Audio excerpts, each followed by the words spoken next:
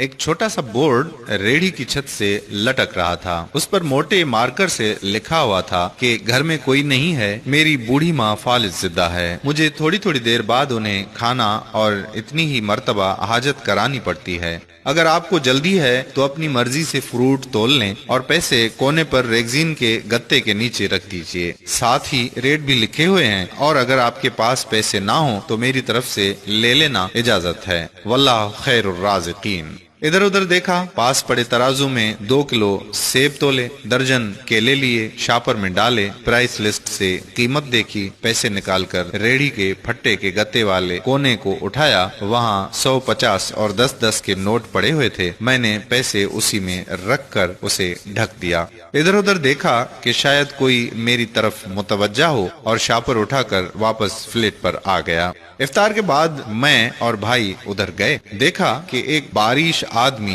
दाढ़ी आधी काली आधी सफेद, रेहड़ी को धक्का लगाकर बस जाने ही वाला था। वो हमें देखकर मुस्कुराया और बोला, साहिब फल तो खत्म हो गया। नाम पूछा तो बोला खादिम हुसैन। फिर हम सामने ढाबे पे बैठे थे, चाय आई। कहने लगा कि पिछले 3 साल से अम्मा बिस्तर पर है, कुछ नफसियाती सी भी हो गई है और अब तो फालिज भी हो गया है। मेरा कोई बाल बच्चा नहीं है, बीवी मर गई है, सिर्फ मैं हूँ और मेरी अम्मा। अम्मा की देखभाल करने वाला कोई नहीं, इसलिए मुझे हर वक्त अम्मा का ख्याल रखना पड़ता है। एक दिन मैंने अम्मा के पाँव दबाते हुए बड़ी नरमी से कहा कि अम्मा, तेरी तीमारदारी को तो बड़ा जी करता है, पर जेब में कुछ नहीं और तू मुझे कमरे से हिलने देती नहीं। कहती है तू जाता है तो जी घबराता है। तू ही बता मैं क्या करूं? अब क्या गैब से खाना उतरेगा? ना मैं बनी इसराइल का जना हूँ, ना तू मूसा की माँ है, क्या करूं? ये सुनकर अम्मा ने हांफते कांपते उठने की कोशिश की। मैंने तकिया ऊंचा करके उसको बिठाया, टेक लगवाई। उन्होंने झुर्रियों वाला चेहरा उठाकर अपने कमजोर हाथों का प्याला बनाया और न जाने रब्बुल आलमीन से क्या बात की। फिर बोली, तू रेहड़ी वहीं छोड़कर आया कर, तेरा रिस्क तुझे इसी कमरे में बैठकर मिलेगा। मैंने कहा, अम्मा क्या बात करती है? वहाँ छोड़ आऊंगा तो कोई चोर सब कुछ ले जाएगा। आजकल कौन लिहाज करता है? बिना मालिक के कौन खरीदार आएगा?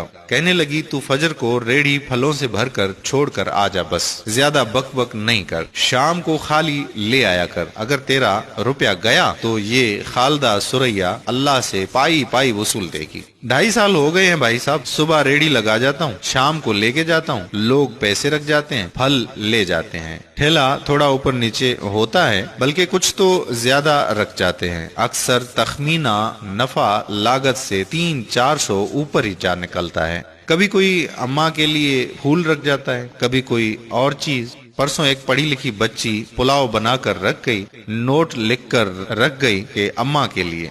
एक डॉक्टर का गुजर हुआ, वो अपना कार्ड छोड़ गया। पुश्त पे लिखा था कि अंकल अम्मा की तबीयत ना संभले तो मुझे फोन करना, मैं घर से पिक कर लूंगा। किसी हाजी साहब का गुजर हुआ तो अजवा खजूर का पैकेट छोड़ गया। कोई जोड़ा शॉपिंग करके गुजरा तो फ्रूट लेते हुए अम्मा के लिए सूट रख गया।